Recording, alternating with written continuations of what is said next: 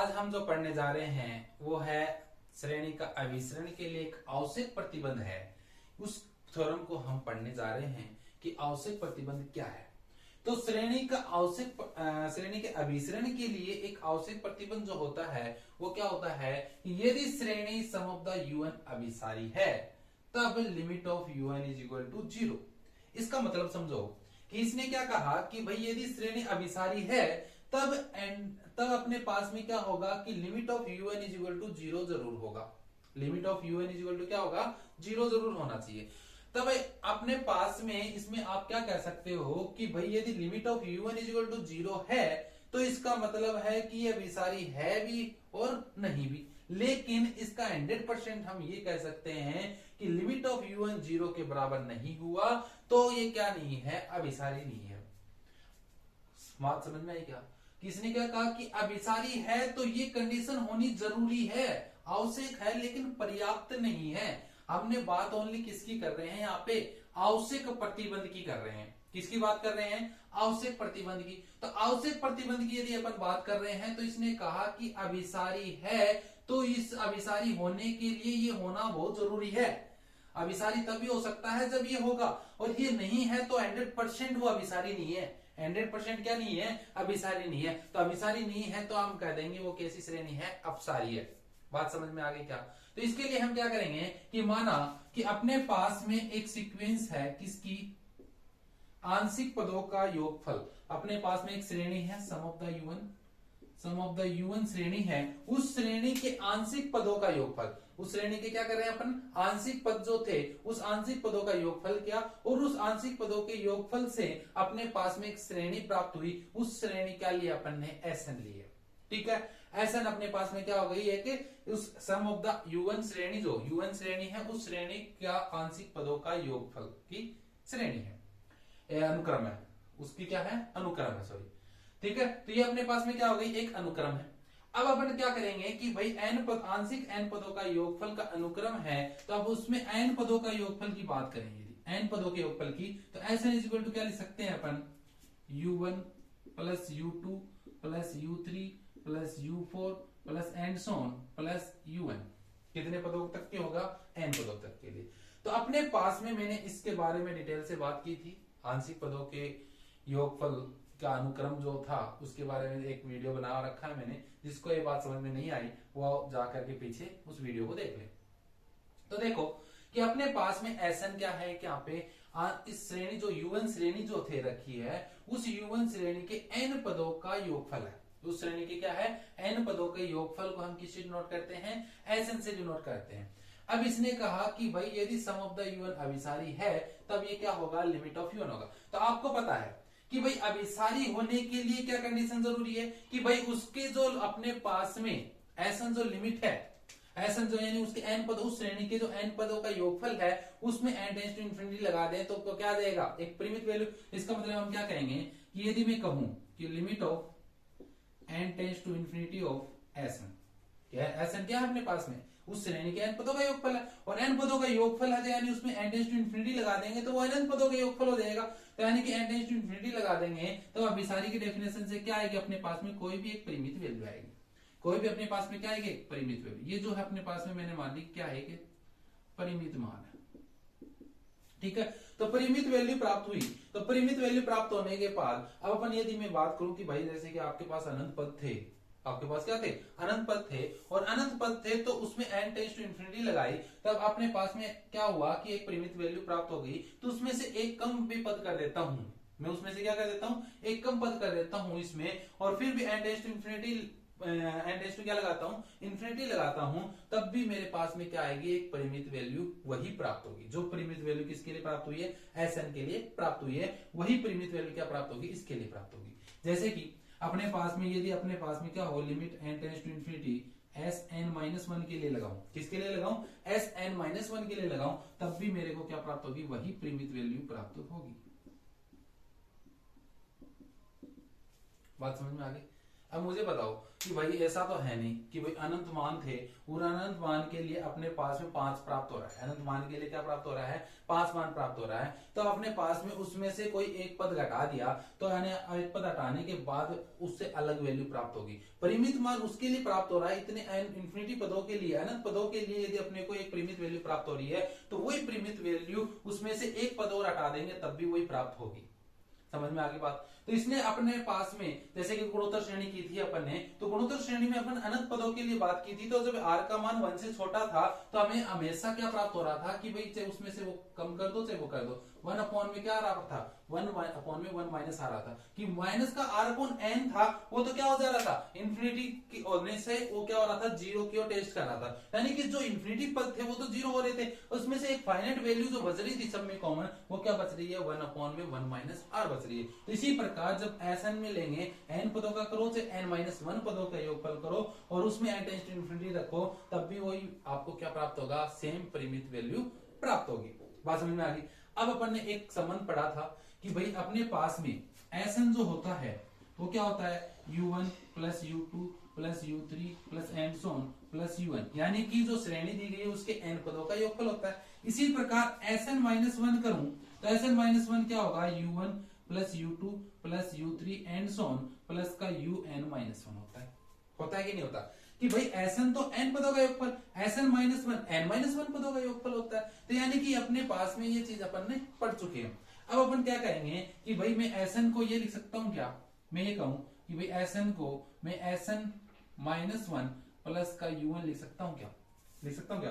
देखो यहाँ पे एक चीज और लिख देता हूं मैं यहाँ पे un माइनस 1, क्योंकि un माइनस 1 क्या आता है? un से जस्ट पहले आता है। un माइनस 1 क्या आता है? un से जस्ट पहले un माइनस 1 पद आता है। यानी इस पद को मैं क्या लिख दूं? Sn माइनस 1 लिख दूं और बच गया क्या अपने पास में? un बच गया। तो यानी अपने पास में Sn जो है वो किसके इक्वल हो गया? Sn माइनस 1 प्लस un की। तो इसको मैं इस प्रकार लिख दूं कि भाई un इज इक्वल टू, और Sn माइनस 1 को इधर भेजूंगा तो Sn माइनस का Sn माइनस 1। बात समझ में आ गई? क्या देखा कि भाई un जो होगा वो किसके इक्वल होगा? Sn माइनस का Sn माइनस 1 के इक्वल होगा। अब क्या करें भाई? सभी में n tends to infinity limit लगा दें। तो लिमिट लगाएंगे तो limit of n tends to infinity un is equal to limit of n tends to infinity of Sn minus का limit of n tends to infinity of Sn minus 1। अब देखो भाई इसके लिए वैल्यू क्या प्राप्त हुई थी? L प्राप्त हुई थी। इसके लिए भी वैल्यू क्या प्राप्त हुई थी? L वैल्यू प्राप्त हुई थी। तो L माइनस का L क्या प्राप्त हो गया? 0, यानी कि limit of n tends to infinity of un is equal to क्या आ गया? 0 प्राप्त हो गया। बात क्लियर हुई क्या? हमने क्या देखा कि यदि श्रेणी अभिसारी है तो श्रेणी अभिसारी ली अपन ने कि मान लिया कि सम ऑफ द un श्रेणी जो ली है वो कैसी है? अभिसारी। अभिसारी है तो उसके n पदों का योगफल जो होगा उसका n टेंड्स टू इंफिनिटी लगाने पर हमें क्या प्राप्त होगी? एक परिमित वैल्यू प्राप्त होगी। और परिमित वैल्यू प्राप्त हो रही है तो उससे एक कम पद लेंगे, यानी Sn माइनस 1 पद लूंगा और उस पर भी n टेंड्स टू इंफिनिटी लगाऊंगा तो मुझे वही परिमित वैल्यू प्राप्त होगी। अब अपन ने एक प्रॉपर्टी पढ़ी थी कि भाई Sn और Sn माइनस 1 ही होता है। Sn होता है n पदों का योगफल श्रेणी के और Sn माइनस 1 होता है उसके n माइनस 1 पदों का योगफल होता है। तो उसमें अपन Sn को Sn माइनस 1 प्लस un लिख सकते हैं। कैसे? क्योंकि उसमें उससे un से पहले जो होता है उसमें कितने पद होते हैं? n माइनस 1 पद होते हैं। तो उस n माइनस 1 पदों के योगफल को हम Sn माइनस 1 लिख सकते हैं। तो Sn माइनस 1 प्लस un हो गया। तो un इज इक्वल टू क्या आ गया? Sn माइनस का Sn माइनस 1। अब इसमें अपन ने दोनों साइड मतलब बोथ साइड क्या लगा दी? लिमिट लगा दी n टेंड्स टू इंफिनिटी, और n टेंड्स टू इंफिनिटी लगाएंगे तो ये परिमित वैल्यू प्राप्त हुई थी। इसके लिए भी अपने को क्या प्राप्त हुई थी? परिमित। क्यों भाई परिमित ही क्यों प्राप्त हुई? किसकी वजह से प्राप्त हुई? अभिसारी, क्योंकि अभिसारी है इसलिए अपने को परिमित वैल्यू प्राप्त हुई। और परिमित वैल्यू प्राप्त हुई तो वो परिमित वैल्यू रखने पर हमें क्या प्राप्त हो गया? 0। तो इसका मतलब limit n tends to infinity un, यानी कि un जो nवा पद, un यहाँ पे क्या है? un आपको बता रखा है कि un जो है उस श्रेणी का nवा पद है। उस श्रेणी का कौन सा पद है? nवा पद है। un जो है वो क्या है? उस श्रेणी का nवा पद है, यानी कि उस श्रेणी का nवा पद उठाएंगे और उस पे n tends to infinity limit रखेंगे तो यदि अपने पास में उसकी वैल्यू क्या आ जाती है? 0 आ जाती है, तब हम कहेंगे 0 आ जाती है तब हम कहेंगे कि वो अभिसारी हो भी सकती है और नहीं भी। लेकिन यह वो क्या है कि अभिसारी चांस बन जाता है। उसके लिए क्या बन जाता है? 0 आ जाता है। तो इसका मतलब हो गया कि वो अभिसारी हो सकता है। ये जरूरी नहीं है कि वो होगा ही, लेकिन हो सकता है। लेकिन यदि ये 0 के बराबर नहीं आता तब हम 100% कह देते। यदि क्या आता है, limit of n tends to infinity of un is not equal to 0, क्या आता कि limit of n tends to infinity un is not equal to 0 आता, तब हम कह देते देन 100% क्या है, ये एक अपसारी है। क्या है, अपसारी है, अभिसारी नहीं हो सकती। क्यों नहीं हो सकती, क्योंकि इसने कहा था कि भाई अभिसारी होने के लिए इसमें आवश्यक प्रतिबंध ये है कि un इज इक्वल टू 0 आना चाहिए limit n tends to infinity लगाने पर। यदि ऐसा नहीं होता है तो वो 100% अभिसारी नहीं है और वो क्या हो जाएगी, अपसारी हो जाएगी। लेकिन यदि 0 के बराबर आ जाता है तो अपन कुछ नहीं कह सकते कि वो अभिसारी होगी कि अपसारी होगी। लेकिन अपसारी चेक करना है तो उसके लिए हम ये थोड़ा सा जान सकते हैं। यदि ये नॉट इक्वल टू 0 आ जाए तो हम कह देंगे कि अभिसारी तो बिल्कुल भी नहीं होगी, और अभिसारी नहीं है तो इसका मतलब ये कैसी श्रेणी है, अपसारी श्रेणी है। बात समझ में आई क्या? चलो इस पे आधारित हम एक एग्जाम्पल करके देखते हैं। जैसे कि एग्जाम्पल लेंगे अपन,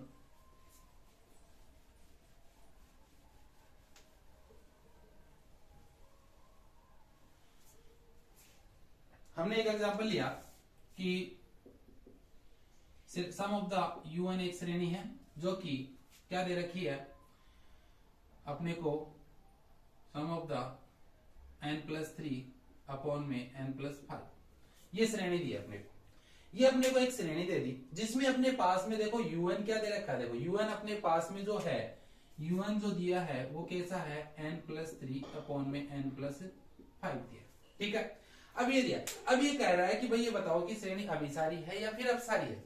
ठीक है, अभिसारी और अपसारी चेक करनी है तो un को अपने पास में n+3 को n tends to infinity put करेंगे, n टेंड्स टू क्या पुट करेंगे, इंफिनिटी। तो n tends to infinity put करें, limit of n tends to infinity of un, limit of n tends to infinity और n+3 अपॉन में n+5। अब limit तो आपको सबको ज्ञात करनी आती होगी कि भाई सीधी इंफिनिटी रख देंगे तो इंफिनिटी बाय इंफिनिटी हो जाएगा जो कि अपरिभाषित हो जाता है, और अपरिभाषित हो जाता है तो उसको सही करने के लिए हम क्या करते हैं कि जब भी n टेंड्स टू इंफिनिटी हो तो आपको सबसे पहले ध्यान ये रखना है कि भाई n को 1/n के रूप में हम बना सकते हैं कि नहीं बना सकते।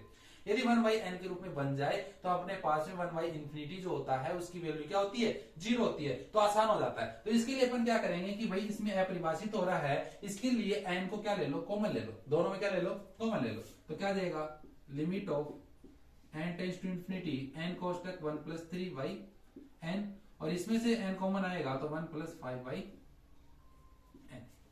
बात समझ में आ गई क्या कि भाई इसमें से n कॉमन लेंगे, n तो था ही, वो r आ गया, 1 बच गया, इसमें से n कॉमन आएगा तो n इसमें है नहीं, तो यानी n अपॉन n से ऊपर नीचे गुणा होगा तो ऊपर वाला n बाहर आ गया, नीचे वाला क्या रह गया, वहीं रह गया। तो इसमें से इसी प्रकार इसमें से निकाल लेंगे। तो यहाँ पे देखो n से n कैंसिल हो जाएगा, और अब आप लिमिट पुट करोगे तो 3 में इंफिनिटी से डिवाइड करोगे क्या आएगी, 0 वैल्यू। 5 में इंफिनिटी से डिवाइड करोगे क्या वैल्यू आएगी, 0। तो यानी कि अपने पास में क्या बच गया, 1/1 यानी कि 1 वैल्यू। अब 1 वैल्यू आ गई, इसका मतलब क्या हो गया, limit of n tends to infinity of un is not equal to 0। आपके पास में क्या है कि भाई limit n tends to infinity यदि मैंने पुट किया उसके nवें पद में, मैंने क्या लिया, जो श्रेणी दे रखी थी उस श्रेणी से मैंने nवां पद लिया, और nवें पद लेने पर मैंने उसमें क्या पुट किया, n tends to infinity put किया, और n tends to infinity put करने पर मेरे को क्या प्राप्त हुआ, नॉट इक्वल टू 0 प्राप्त हुआ। नॉट इक्वल टू 0 प्राप्त हुआ, इसका मतलब मैं कह दूंगा 100% ये श्रेणी कैसी है, अपसारी श्रेणी है। कैसी श्रेणी है, अपसारी श्रेणी है, न कि अभिसारी है। अभिसारी तो हम बाद में चेक करते, यदि ये इक्वल टू 0 आ जाता तब चांस बन सकता था वो अभिसारी भी हो सकती थी और अपसारी भी है ना, कि इक्वल 0 आ जाता तो वो अभिसारी भी हो सकती है और अपसारी भी हो सकती है। जरूरी नहीं कि वो अभिसारी होगी, अपसारी भी हो सकती है। लेकिन यदि ये 0 के बराबर नहीं आया तो हम 100% कहेंगे कि वो कैसी श्रेणी है, अपसारी। यदि यहाँ 0 के बराबर आ जाता तो हम आगे चेक करते, उसके n पदों का योगफल करते और n tends to infinity put करते। n tends to infinity put करने पर यदि परिमित वैल्यू प्राप्त होती तो हम कहते अभिसारी है, और यदि अपरिमित वैल्यू प्राप्त होती तो हम उसे कहते कि वो कैसी श्रेणी है, अपसारी श्रेणी। उसी पे आधारित एक क्वेश्चन और करके देखते हैं।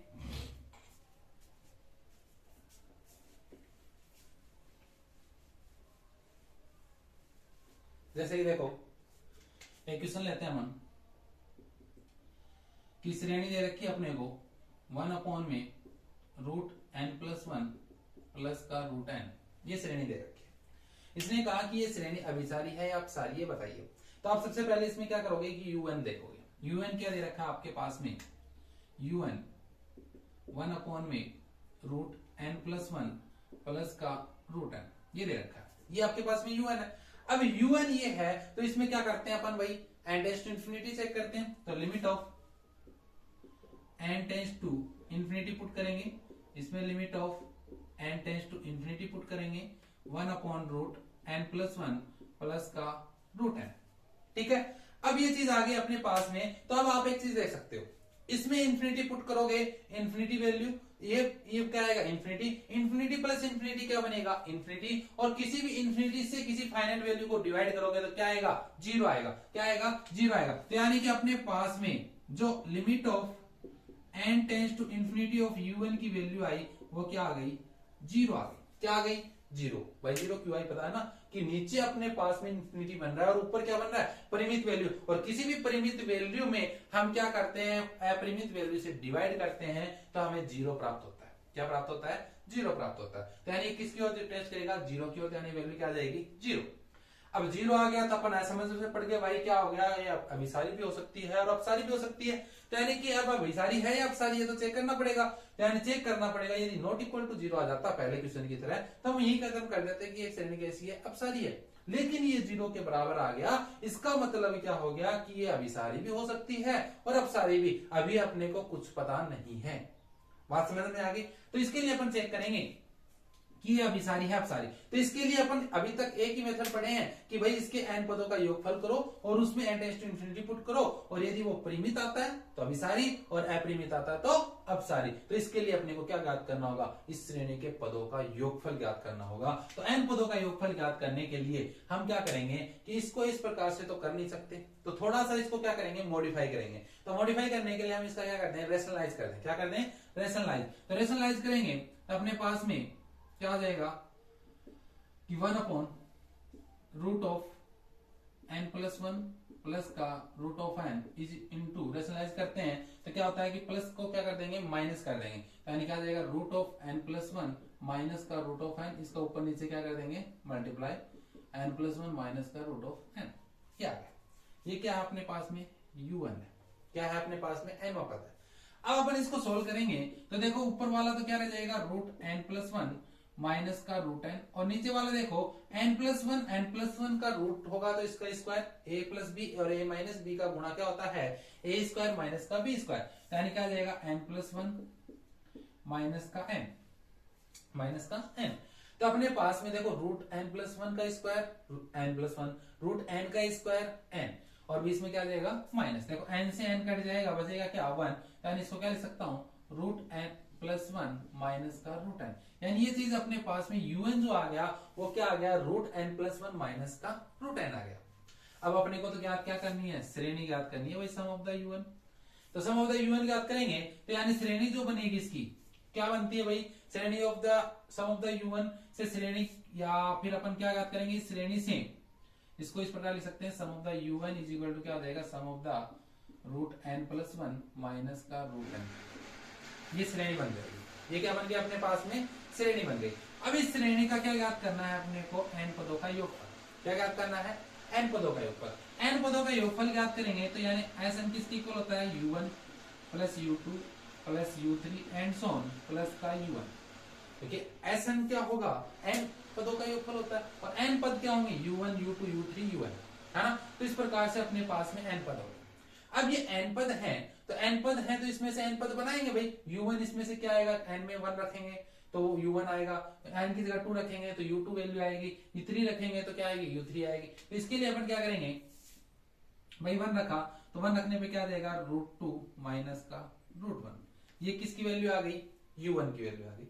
u2 की वैल्यू निकालेंगे तो u2 की वैल्यू क्या आ जाएगी भाई, इसमें देखो n की जगह 2 पुट करोगे तो क्या आ जाएगा, प्लस का रूट 3 माइनस का रूट 2, माइनस का क्या देगा, रूट 2। इसी प्रकार आप दोबारा रखोगे तो क्या आ जाएगा, 3 रखोगे तो क्या देगा, रूट 4 माइनस का रूट 3। इसी प्रकार आप आगे रखते जाओगे एंड सोन, प्लस का n रखोगे तो n माइनस 1 रखोगे तो n माइनस 1 रखने पर आपके पास में क्या प्राप्त होगा, root n n minus one रखोगे तो 1 से 1 कैंसिल, तो रूट एन माइनस का रूट एन माइनस वन, और प्लस का n रखोगे तो क्या आ जाएगा root n plus one minus का रूट एन। अब ध्यान से समझना, इसमें क्या दिया है कि भाई u1 पद निकाल लिया, u2 निकाल लिया, u3 निकाल लिया, इसी प्रकार करते हुए un माइनस वन निकाल लिया और un पद निकाल लिया। तो ये अपने पास में सभी पद आ गए। अब देखो इसमें देखो जैसे जैसे पद हो रहा है, देखो ये पद 2 प्लस का है, ये कैसा है माइनस का, ये 3 प्लस का है, ये माइनस का, इसी प्रकार ये प्लस का 4 है, अगला पद आएगा उसमें माइनस का 4 आ जाएगा, इसी प्रकार सारे कटते जाएंगे। लास्ट में देखो रूट एन ये प्लस का है और ये किस में आ गया माइनस में, इसी प्रकार ये पद जो होगा वो इसमें होगा, आगे इस साइड पहले जो होगा उसमें root n minus one plus में होगा तो इससे कट जाएगा। तो अपने पास में जो पद बचे वो कौन बचा, कि अपने पास में जो पद बचा वो देखो, एक तो रूट एन प्लस वन बचा, क्या बचा रूट एन प्लस वन, और एक क्या बचा माइनस का रूट वन, एक क्या बचा माइनस का रूट वन, ये तो बचा। यानी कि अपने पास में एसन जो निकला, यानी अपने पास में एसन जो निकला, यानी कि एन पदों का जो योगफल निकला, एन पद जो थे उस एन पदों का योगफल जो निकला वो क्या निकला root n plus one minus का रूट वन। ये अपने पास में क्या आ गया एन पदों का योगफल आ गया। अब इसमें क्या करेंगे भाई, n tends to infinity limit रखेंगे, तो limit of N tends to infinity s n is equal to limit of N tends to infinity root n plus one minus का रूट वन। वैसे रूट वन ही होता है, तो आप इसको रूट वन को वन भी लिख सकते हो, कोई दिक्कत नहीं है। यदि आप रूट वन को वन लिखना चाहो तो वन भी लिख सकते हो, रूट वन लिखना चाहो तो रूट वन भी लिख सकते हो, कोई दिक्कत नहीं। तो यानी अपने पास में रूट वन की वैल्यू लिख दी मैंने वन। अब इसमें n tends to infinity put करोगे तो देखो इन्फिनिटी आ गया, और इन्फिनिटी रखने पर आपके पास में इन्फिनिटी वैल्यू क्या होगी, इन्फिनिटी होगी, चाहे उसका स्क्वायर रूट निकाल लो, कुछ भी निकाल लो, इन्फिनिटी रहता है। यानी n tends to infinity put करोगे तो ये वैल्यू कैसी आएगी इन्फिनिटी, तो ये वैल्यू कैसे आएगी इन्फिनिटी, और इन्फिनिटी में से माइनस वन करोगे तब भी वैल्यू क्या बनी रहेगी इन्फिनिटी। यानी कि आपके पास में limit of N tends to infinity of S n की वैल्यू क्या आ गई अपरिमित आ गई। तो आपने सीखा था कि भाई कोई भी श्रेणी दे रखी है और उसके n पदों का योगफल करते हैं, और उस n पदों के योगफल में n tends to infinity limit put करते हैं, तब यदि उसमें इंफिनिटी यानी अपरिमित वैल्यू प्राप्त होती है तो वो श्रेणी कैसी होती है, हमेशा अपसारी श्रेणी होती है। कैसी श्रेणी होती है अपसारी श्रेणी होती है। कैसी श्रेणी होगी अपसारी श्रेणी, यानी ये श्रेणी कैसी हो गई अपसारी श्रेणी होगी। बात समझ में आ गई। लेकिन यदि यहाँ पे कैसी आ जाती परिमित वैल्यू आ जाती, तो परिमित वैल्यू आ जाती तो हम क्या कहते कि ये श्रेणी कैसी है अभिसारी श्रेणी है। तो आपने देखा कि भाई इस थ्योरम के बारे में किसने कहा कि कोई भी श्रेणी यदि अभिसारी है तब उसके लिए जरूरी है आवश्यक है कि limit of N tends to infinity of u1 जो है वो किसके बराबर होना चाहिए 0 के बराबर होना चाहिए। यदि 0 के बराबर नहीं हुआ तो हम 100% कह देंगे कि वो श्रेणी कैसी है अपसारी है अभिसारी नहीं है। तो आपने इसमें क्या कंक्लूजन निकाला कि आपने अपना रिजल्ट जो निकला इसमें यही निकला कि भाई अपने पास में यदि nवां पद लेते हैं, कोई भी श्रेणी दे रखी है उसका nवां पद लेते हैं और n टेंस टू इंफिनिटी रखते हैं, यदि उसका मान लिमिट का यदि 0 के बराबर आ जाता है, यदि लिमिट ऑफ u1, चलो इसमें कंक्लूजन लिख लेते हैं, दो रिजल्ट निकलते हैं।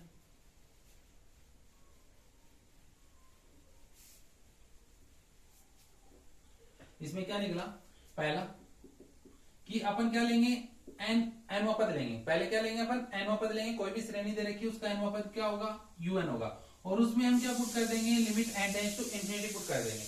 Limit n tends to infinity put करेंगे तो यदि अपने पास में उसकी वैल्यू क्या है 0 के बराबर आ जाती है, क्या आ जाती है 0 के बराबर, तब हम कहेंगे कि वह श्रेणी जो है अभिसारी भी हो सकती है, या तो वो श्रेणी क्या होगी अभिसारी या फिर अपसारी होगी, या तो वो श्रेणी अभिसारी होगी या फिर वो श्रेणी कैसी होगी अपसारी होगी। तो इसके लिए अपने को क्या करना होगा कि अब अपने को यहाँ तक ये तो पता चल गया कि ये श्रेणी अभिसारी होगी अपसारी होगी, तो इसके लिए आप आगे चेक करोगे कि सम ऑफ द u1 उस श्रेणी का क्या निकालोगे ऐसा निकालोगे, यानी कि उस श्रेणी का n पदों का योगफल निकालोगे, और उसमें क्या रखोगे limit of n tends to infinity put करोगे।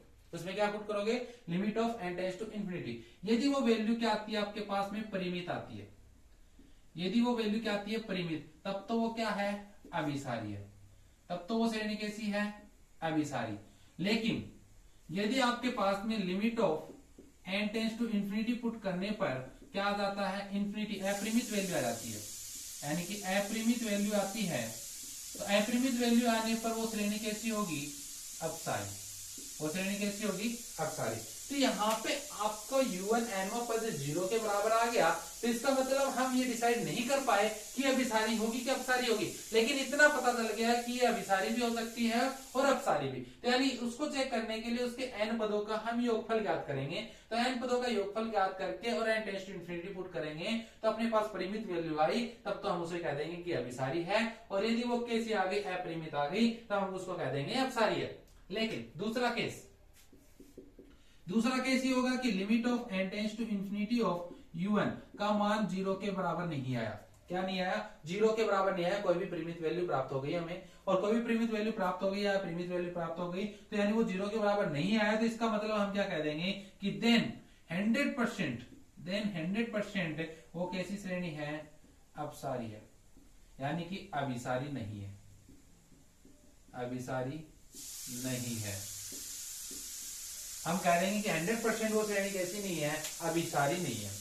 जब भी आपके पास में u1 n tends to infinity put करते हैं और उसका मान 0 के बराबर नहीं आता है, तो 100% वो श्रेणी कैसी नहीं है, अभिसारी श्रेणी नहीं है। तो वो कैसी श्रेणी होगी, अपसारी श्रेणी होगी। तो मैं आशा करता हूं कि आपको ये जो स्टेटमेंट था थ्योरम का वो अच्छे से समझ में आ गया होगा। तो आज के लिए बस इतना ही। तो आगे की क्लास हम कंटिन्यू रखेंगे, और तब तक के लिए धन्यवाद।